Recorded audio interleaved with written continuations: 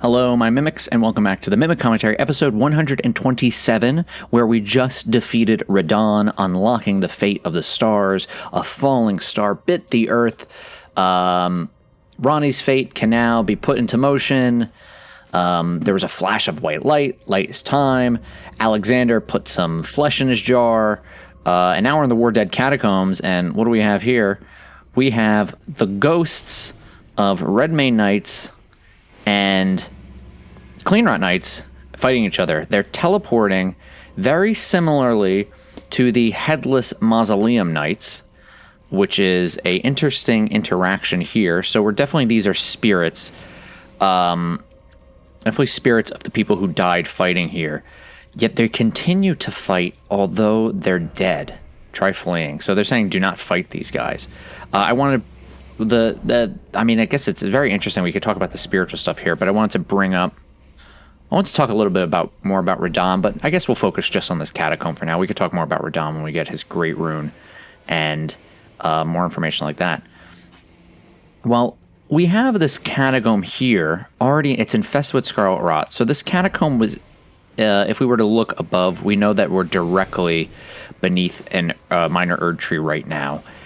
And so this catacomb definitely was built without them in mind, without these war dead in mind. Well, not definitely, but most likely without the war dead in mind.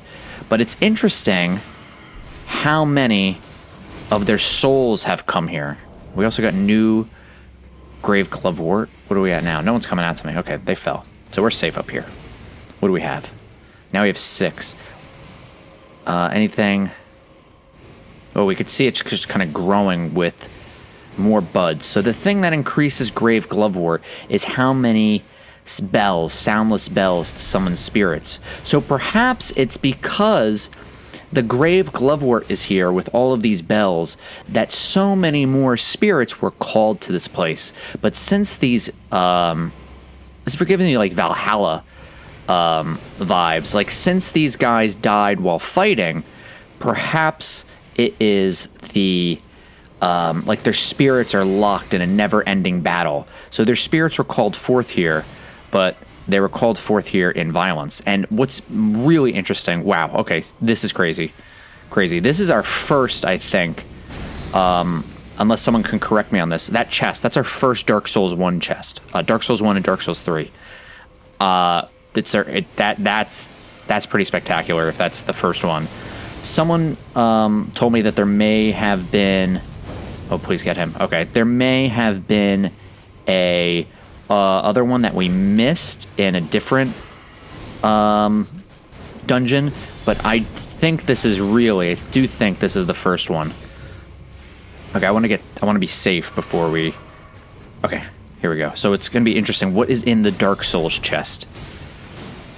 Collapsing stars. Okay, so the Dark Souls chest is being associated with collapsing stars. Are we safe? Yeah, we're safe. Collapsing stars. Ooh, this is a good one. Okay, so before we have Gravity Well, this is Enhanced Gravity Well. You can see it has more of it there. A gravitational technique studied by young Radahn. His master was an alabaster lord with skin of stone. Now, the importance of his... Oh, goodness, someone else coming up. The importance of the alabaster lord of skin of stone, that is in contrast to the onyx lord who summons meteorites and was imprisoned behind Caria Manor. Oh, goodness. Gotta be very careful here. This is a very tough dungeon. But we're going through it slow. Doing the lore and going through it slow. That's useful for us. Radahn's Alabaster Lord, he travels to Celius, and Celia is associated with prophecy. Oh, goodness. They're associated with... goodness gracious. They're associated with the Nox. Okay, Golden Rune 6. Which one's that? That is Foot at the Erd Tree's Blessed. So someone who died down here, definitely some of these warriors were blessed by the Erd Tree to a spectacular degree. Silver Pickled Foul Feet. Before we're not ready to talk about Collapsing Stars yet because I'm just trying to be safe. Finding that increases luck. So something about luck here, but it's silver. It's contrasted to our Gold Pickle Foul Feet. silvery, golden. Gold boosts runes. This boosts item discovery, which is essentially boosting our luck.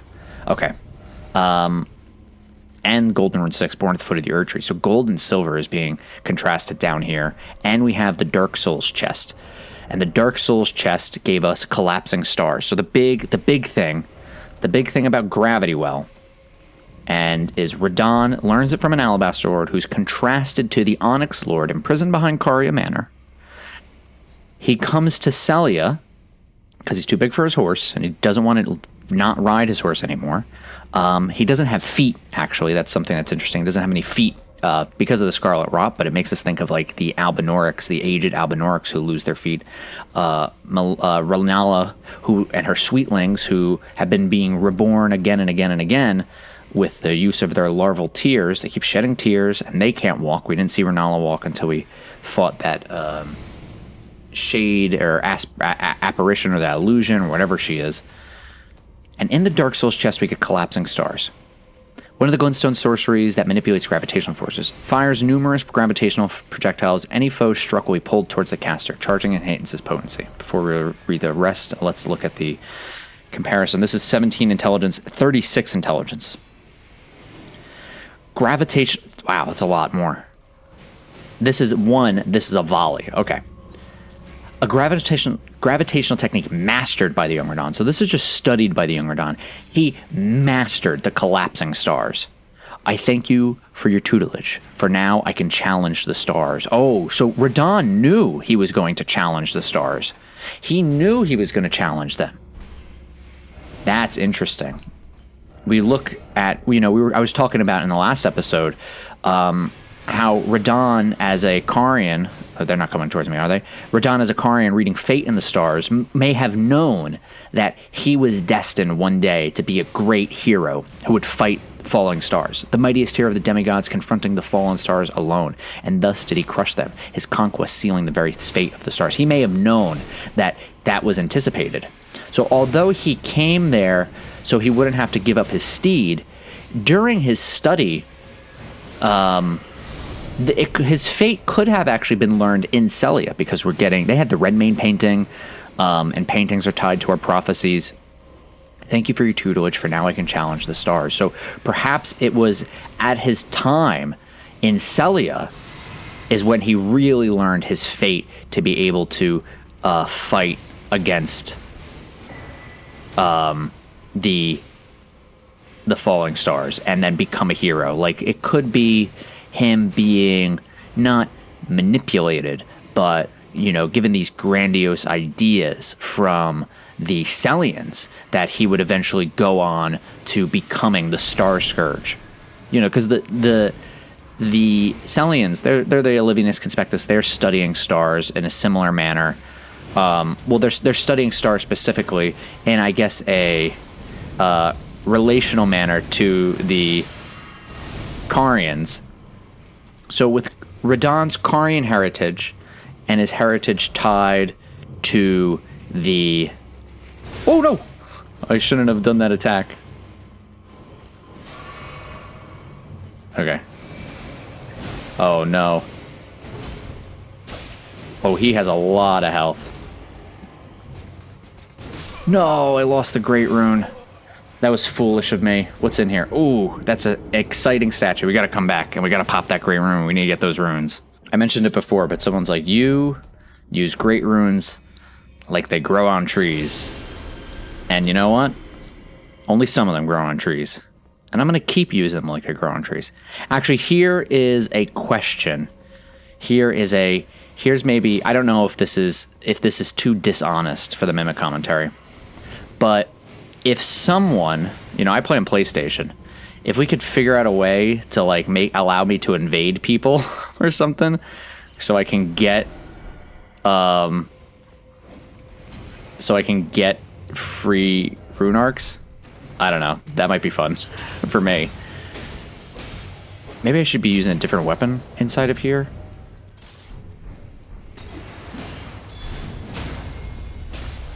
Then maybe not magic. What if we went with a claymore? No, it's still not a lot. The Ash of War is where the strength is. But it's good that the stats right now, I can pick up a great sword and not have a problem here.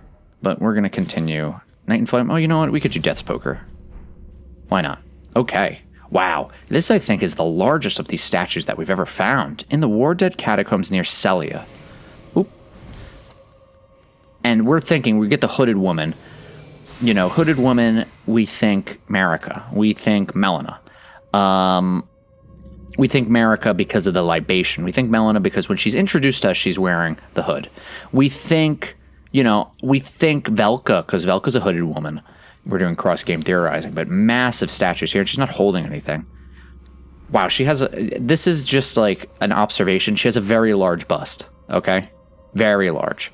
Much larger than the depictions of Marika that we really see. So now she's making me think of Guinevere. Guinevere doesn't wear a hood.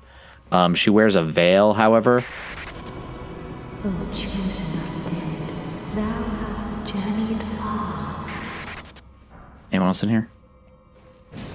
Any illusory walls? Yeah, it's giving me Guinevere, but also Guinevere has this... Guinevere is an illusion. You know, we really have to think about Dark Souls 1 when we're in this dungeon. And this is giving me... Yeah, the large bust is giving me Guinevere. But the hood gives me Velka. So that's an interesting kind of like dichotomy there. You know, there's the theorizing in Dark Souls 3 that Queen Lothric was Guinevere. But, you know, that... And it does work. Queen Lothric could have been Guinevere. But then we get so many ties to Velka because of the associations with the untended graves in a place that's incredibly dark. That's where you can find Hidden Blessing, which is the blue version of the Sacred Blessing. Oh, that is a Radahn guy shooting arrows. That's a red mane for sure. Oh, another red mane. Okay, these guys are... They are gravity magicking just like their boy Radahn. And just like their boy Radahn, I should have been using the Ghost Flame. Oh no. Oh no. Okay. Are we safe? We can see very clearly. We could see the statue. Oh, and actually it's trying to show us behind. There's another room. Okay. Oh, goodness. Hopefully, can you give spirits frostbite? Can spirits, are they immune to frostbite? Oh goodness, yeah, they're immune. And I'm just doing a lot of magic damage. Oh no. Oh, this is gonna be... This is a tough place. He's doing a war cry, which Radahn did a lot of yelling, but that war cry is associated with the Cadens do war cries, and who else does war cries? They're all tied to the axes, and the axe is tied to Hoarlu and Godfrey. Here we look at our axes, and we look at their Ashes of War. These have Quick Step, Wild Strike. This one's War Cry, Highland Axe. So War Cry is tied to the brave combatants begin battle by crying out their names. Roars are enhanced by this weapon. So War Cry, crying out their names, brave combatants. This will tie us later to the brave set. Barbaric Roar. Okay, so we're getting a barbarian roar. That's a bestial roar. Well, Godfrey has the... what do you call it? He has Sarash on his back. He has the lion. So of course he would do a bestial roar. Okay, so if this is... Maybe I should be using magic more in here instead. Oh, but the rocks at the wall.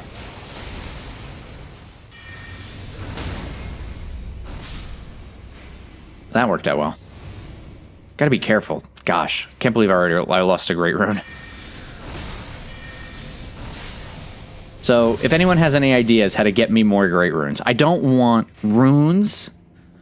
I just want great runes. That's what I really want. Because Godric's great rune giving us essentially how many free levels? 5, 10, 15, 20, 25, 30, 35, 40. 40 free levels is just intense. Oh, no. I can't believe I dodged that. Oh, I should have... I didn't even think about... We're getting... This was in a Dark Souls chest. I can challenge the stars. If we're thinking prophecy, and we're thinking... Oh, you think you're so slick, huh? You think you're a slick guy. If we're thinking prophecy, and we're thinking continuous games and continuous theorizing, the prophecies are the same for all of them. Which is to say that the future is the same for everybody. So, if the games are connected, then, you know, retroactively, we could see how they would take concepts from Dark Souls, or concepts that from Elden Ring, and retroactively make them relevant in the previous games, like Dark Souls. That chest is one of them. This is, I may have spoken about it before in a previous episode, but the idea of being a gardener. This is the gardener versus the architect, which is essentially how George R. R. Martin describes himself as a author, where the architect plans out everything from beginning to end to the story, you know, not just like, you know, kind of like working with an outline, where the gardener just plants seeds and then sees how it grows. That's a way that he does it to ensure that the characters are more realistic, because they are given, you know, challenges and adversity through the story, and how they react tells that story. So we have the spirit sitting here, and sitting by the grave glovewort. Oh, let me finish that topic, that idea. So seeds that could have been planted in Dark Souls find fruition in Elden Ring. Like, they fully grow into a flower, like a grave violet. They fully grow into a flower. But those seeds were planted long, long ago, and then you could just look backwards from the plant. Like, we look at the top of the plant. This is Elden Ring, and we look back down, and then we see, oh, in Dark Souls, they planted this seed for a storyline like this. Now, it's not going to be one for one, obviously, because Elden Ring wasn't planned as a sequel to Dark Souls, but because of that writing style, it allows you the freedom to make your continuous piece, your continuous work, to always feel connected and cohesive by that style. It's also, but it's just very difficult to get to the end, and that's why George R. R. Martin has a difficult time finishing the books, where Miyazaki is able to finish his games and his stories rather quickly, because he's not so interested in keeping all that details for keeping the details in the story. He takes them out for us to find. The hue of Ghostflame is believed to be useful in calling forth spirits, blooms in graveyards, spirit tuning, soundless bells, summoning spirits, calling forth spirits. So this spirit was sitting in here, and they're being called forth by the hue of Ghostflame, and they're being called forth by the spirit summoning from the bells. But we're seeing something very interesting with how these... I see you guys. Don't think I don't see you.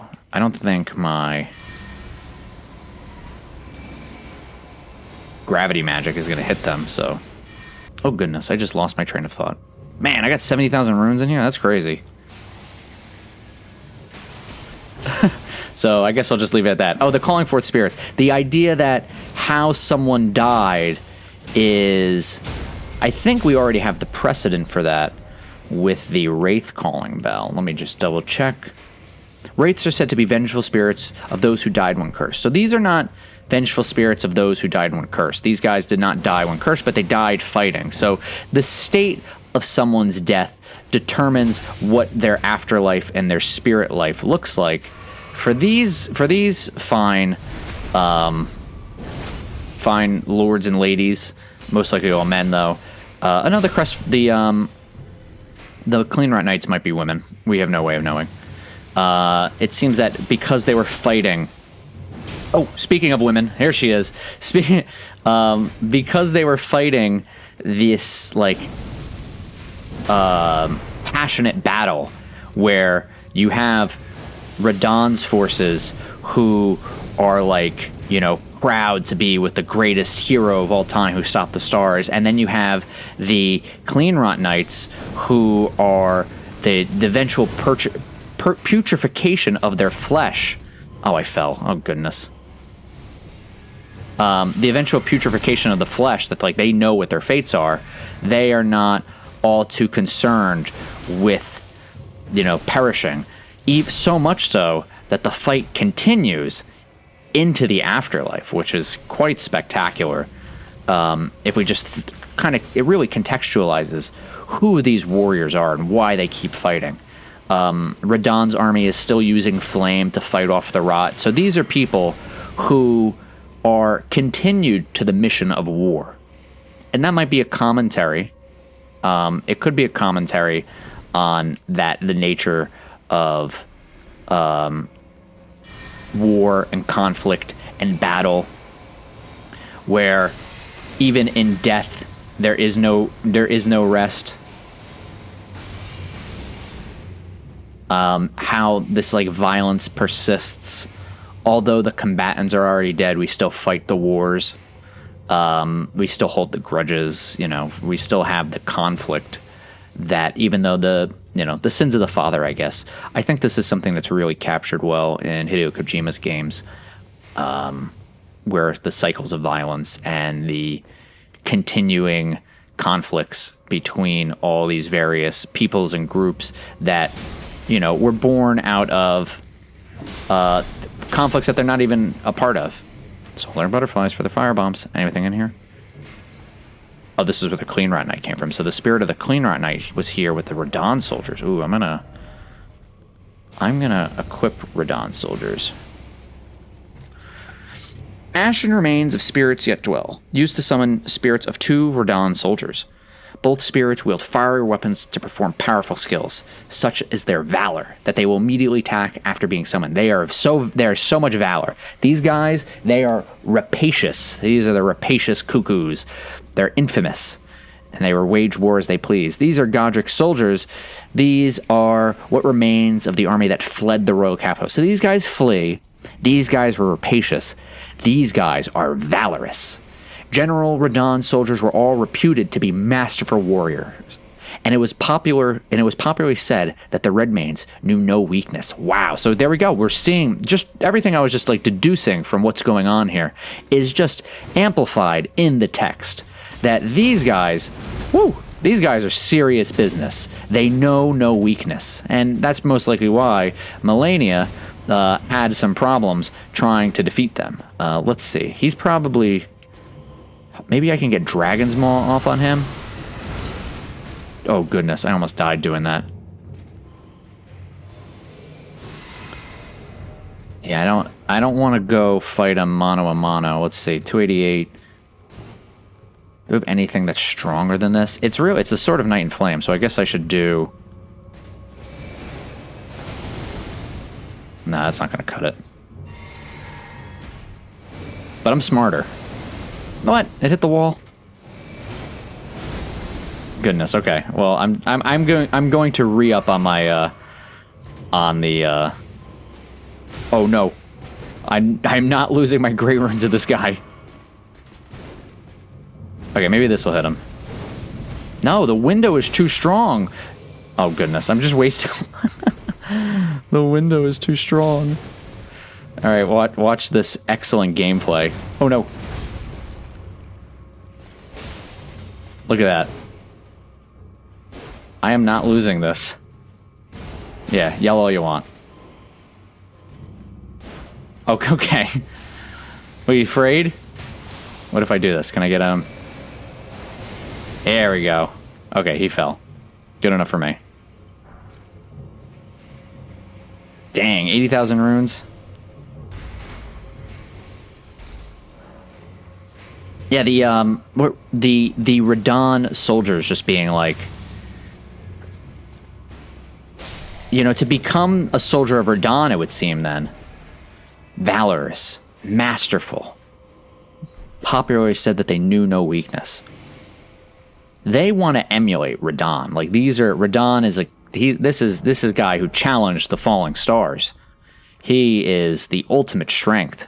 So only the strongest could possibly be in his under his employ. Okay, we need after we beat the boss, we'll have that level. Oh, I said last episode, I forgot that we have to do Redman Castle again. So we get a giant room, and this is our third, I think. This is our first putrid tree spirit. Okay, so we fought tree spirits. This is our first putrid tree spirit. The scarlet rot has affected the... Oh, goodness. It has affected the tree spirit so far that it's going to summon scarlet flames and get rid of my... it's going to get rid of my summons. This is very similar to the tree avatar, the putrid... Oh, no! Okay, Great Rune gone. It's very similar to the putrid tree avatar that we fought earlier in Caelid. I guess I'm not going to pop that rune arc till we get out of there. Now, we know that scarlet rot affects the blood. Can I still roll? Okay. I guess the Radahn soldiers, they ain't it. They weren't upgraded enough. We're going to need Oleg because he's very tanky. We could see that it looked like kind of blood on the body of the... What do you call it? Of the spirit.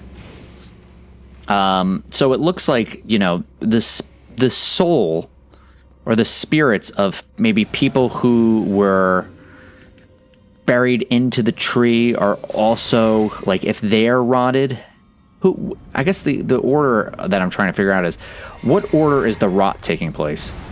I'll do Dean, actually, because we'll get that attack bonus. But we know that scarlet rot affects the blood particularly. It's the rotted blood. I think we got that from Millicent. And unalloyed gold is what can solve this issue of rotted blood. It goes to rotted fire. Well, it is the essence of a god, essentially. Or it is a god itself.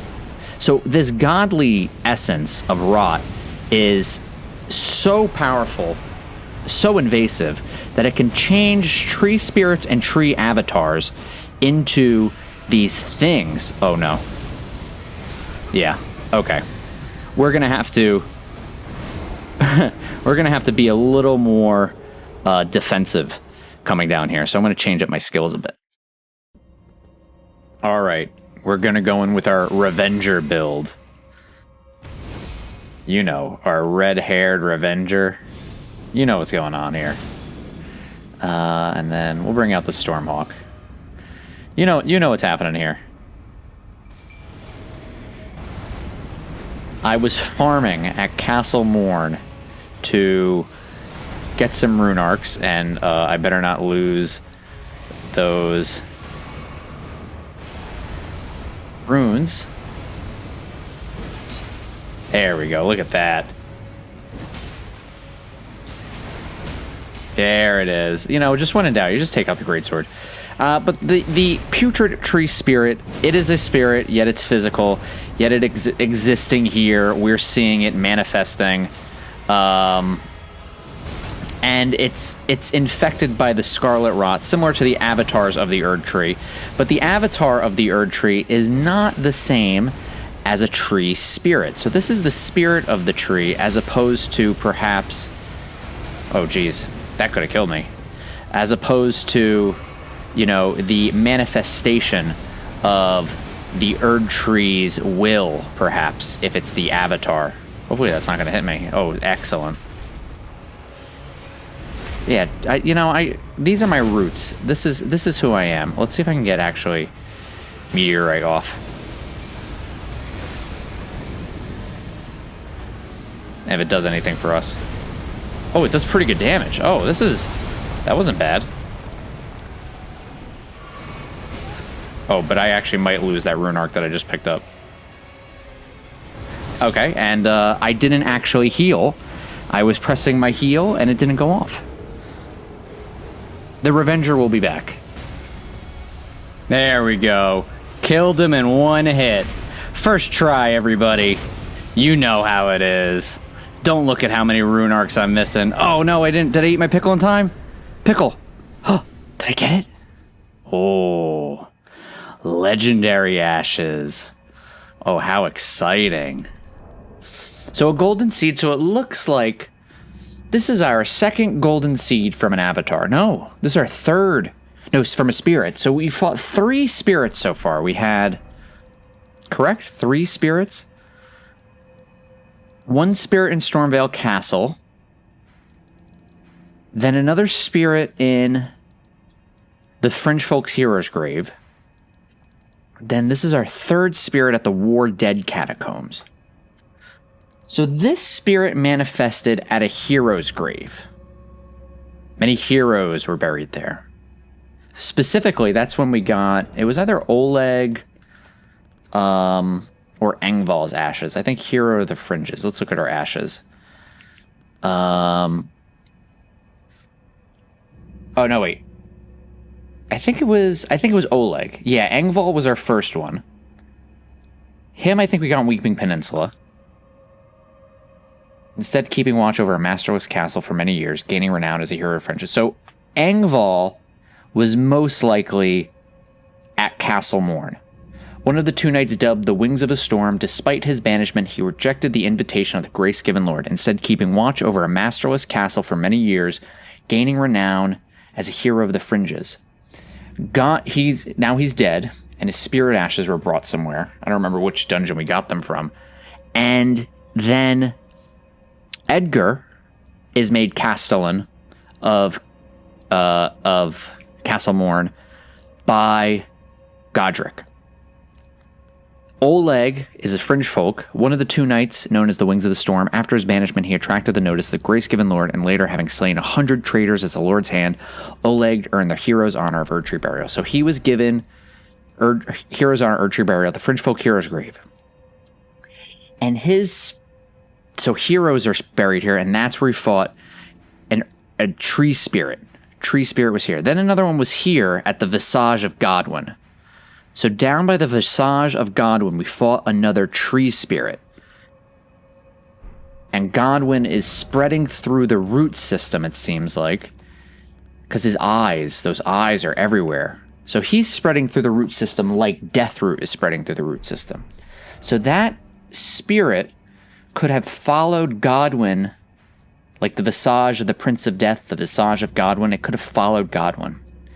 Now the War Dead Catacombs also has a bunch of, like, this is obviously, they were burying people in here for Erdtree Burial before the spirits of those who fought in the Shattering were drawn to this place.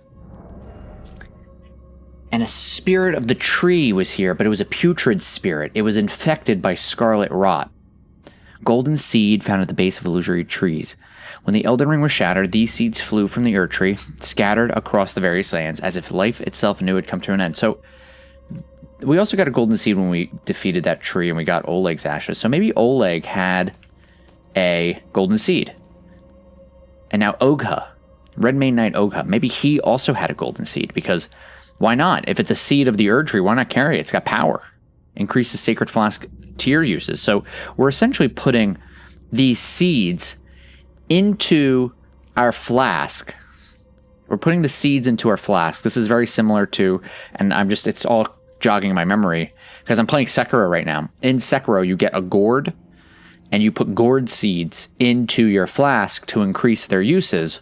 So in Elden Ring, we're putting golden seeds into our flasks so they can produce more tears. So these the seeds, when the Elden Ring was shattered, seeds flew from the Erdtree, scattering across the various lands, as if life itself knew it had come to an end. So these seeds from that make illusions. So these seeds make illusions. They also refill the flasks of tears. It's not increasing the potency, just the quantity. How many times you could chug. So for all the seeds that we're putting in these flasks, they're producing tears. and they fill up the flask with tears. And you see in the flask that it's these trees. So inside of the little flask is essentially a little tree. And the tree, I guess, is producing, crimson or cerulean. And they call it tears. Okay, who's Ogha? He's a legendary. So if I was to have full juice, let's say, this is interesting. So I mentioned how, look at that. I mentioned how Radahn, his legs don't work. Kind of like an Alban Orc. She has to ride a wolf. And what did Radahn need? Red Lion General wielded gravitational powers, which he learned in Saria during his younger years. Also, he would never have to abandon his beloved yet scrawny steed. And his legs don't work. And we're seeing a direct parallel in the menu, right next to each other. Look at that. The Red Mane Knight and the Alban Orc, who can't move around. So very interesting. Legendary Ashen remains. How many other legendary Ashen? So Lutel the Headless, she is legendary. Ogha, he is legendary. Do you have any other legendary Ashes? I think that's it. Used to summon the spirit of Ogha, the Red Mane Knight. Spirit of a mighty knight. Versed in the use of a great foe. A valiant warrior who will attack immediately after being summoned. Very much like the valor of the Radahn soldiers. The longest serving member of the Red Mane Knights. Okay, so this is the first Red Mane Knight. Ogha studied techniques to manipulate gravity magic alongside Radahn. So Ogha, or Ogha, Radahn is a Carian, so he studied alongside Radahn. He studied alongside Radahn before he was the Red Lion. Before he was the mightiest hero of the demigods. He's just a Carian. So Ogha most likely, since he's studying in Sellia, he is most likely a Carian. Most likely, I would say, Ogha was previously a Carian knight. That would make sense to me. Radahn is a prince of Caria. He's the son of Queen Rennala. He's the son of King Consort Radahn. And, although he's mighty, although he's big, he's not going to go alone for his studies. He's going to have an escort. He's going to have a knight with him. So my assumption is Ogha is a Carian knight. And if Radahn is learning gravitational techniques from an Alabaster Lord, why wouldn't a Carian knight as well? I mean, Carian knights are well versed in all sorts of sorceries already. Why not learn the same power that the prince is learning? And that's kind of spectacular. What we're seeing here is, if we have the culture behind the Carians, if we could deduce that Ogha used to be a Carian knight who became a Red Mane Knight, he's following his prince, and his prince is learning magic from an Alabaster Lord with skin made of stone from the town of sorcery of Sellia. And he's not just maybe whatever way it is, he's learning alongside someone who should be less than him. You understand what I'm saying? Like, this kind of goes to show who the Carians really are, at least who Radahn is. I mean, we know from his mother, greatsword embedded with blue glintstone, weapon of the trolls in service to the royal family of Caria. Called into service when the queen invoked an oath they swore. The trolls are treated as true knights of Caria and fight arm in arm with their human comrades. So already in Caria, we see that they treat like the magical races, like the trolls, as equivalents to their knights. You are equal as humans. You're equal as people. Where throughout the lands between, we see so many trolls frequently being mistreated as essentially like slaves. We saw them digging in the first tunnel we explored. We see them pulling their carts. The trolls are not treated equally like anyone else. They're not treated like people. They're treated like tools, and they're treated like monsters. But in Caria, trolls are treated as knights. They're treated on equal footing as their knights. So if that's how they treat their knights, well, also, if that's how they treat the trolls as equal to their knights, well, how do the Carians also treat just their knights in general? Well, based on Radahn studying alongside Ogha, learning these gravitational magic. And it's not just him. There was many Redmane Knights who also learned the same things Radahn learned. This shows to me a type of decency from a character like Radahn. It shows a type of humanity from a character like Radahn. We contrast this to Godric and his treatment of the commoners, Gostok. Gostok hated Godric. As soon as Godric died, he's stomping on his head. He's like, you always look down on me, you always mistreated me, and Godric is like a slug, He's a sad person. We can pity him, but he does bad things because of his insecurities. And we don't really see that with Radahn in relation to the people who should be considered his subordinates. Instead of being considered less than Radahn, we're seeing equal treatment. I'm going to get this education. I'm going to learn this power. Join me. Learn alongside me. And then fight alongside me. And I think that's why, not only does Radahn have this strength and capacity as, he's the general. People want to follow him. Why do they want to follow him as a general?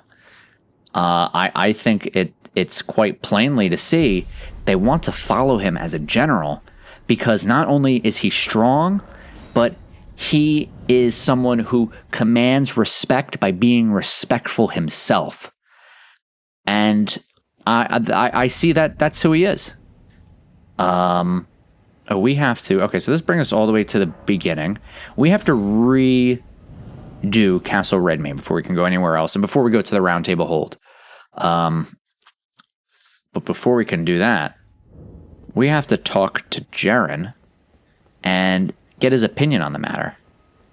And we also have to see something silly and funny over here. The guys are still chanting. Do they not know Radahn's dead? Everyone left, but these people are still here. I think this must be a bug or something. I don't know. Maybe not a bug, but it's just how they do the instancing for this area. But Jaren should be sitting in his seat. And next episode, we will talk to Jaren and then do Redmane Castle. Then the episode after that, we'll go to the Round Table Hold, do whatever we have to do there. Then the Dragon Barrow. Then the Colosseum over here. Then Starfall Crater. Call to action, figure out a way to get me more rune arcs. That I don't have to farm the rats in, so I don't have to farm the rats in Castle Morn. Figure out a way I can get more rune arcs. Please. Alright, everybody, you know the drill. Let's do the thing.